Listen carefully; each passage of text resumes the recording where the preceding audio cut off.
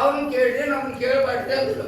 ಅಲ್ಲಿ ನಾವು ಕಳಿಸ್ತಂತ ನೀವು ಡಿಸಿ ಹಾಕಿ ಡಿಸಿ ನಿಮ್ಮನ್ನು ಕೇಳಕ್ಕೆ ಹಾಕೈತೆ ಅಂದ್ರೆ ಭಾಳ ಮಾತಾಡಬಾರ್ದು ಅಂತ ಹೇಳಿ ಅಷ್ಟೊತ್ತನ್ನು ಹೋಗ್ಬಿಟ್ಟಿರಿ. ಕೊನೆಯದು ಎರಡನೇದು ಏನಂದರೆ ಡಿಸಿ ಹಾಕಿದ್ದು ಮನವಿ ಪತ್ರ ಕೊಡ್ಬೋದು.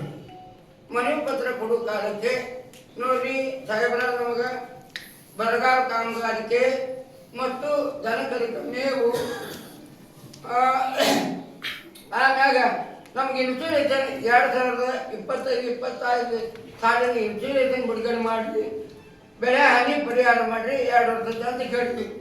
ನೀವು ಧಮಕಿ ಮಾಡಕ್ಕೆ ಬಂದಿರಿ, ನಿಮಗೆ ಸ್ಟ್ರೈಕ್ ಮಾಡಕ್ಕೆ ನಿಮ್ಗೆಲ್ಲ ಕೊಡೋಗುತ್ತಾ ನಿಮ್ಮನ್ನು ಸರಿಯಾಗಿ ಕಳ್ಸಂತೆ ಪೊಲೀಸರು ಕಳಿಸಿದ್ರಿ.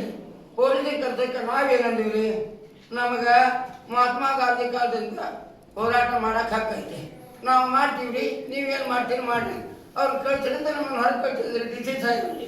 ಇದು ಯೋಗ್ಯ ಅಂತ ಹೇಳಿ ನಾವು ಹೊರಗೆ ಬಂದ್ಬಿಟ್ಟಿವಿ.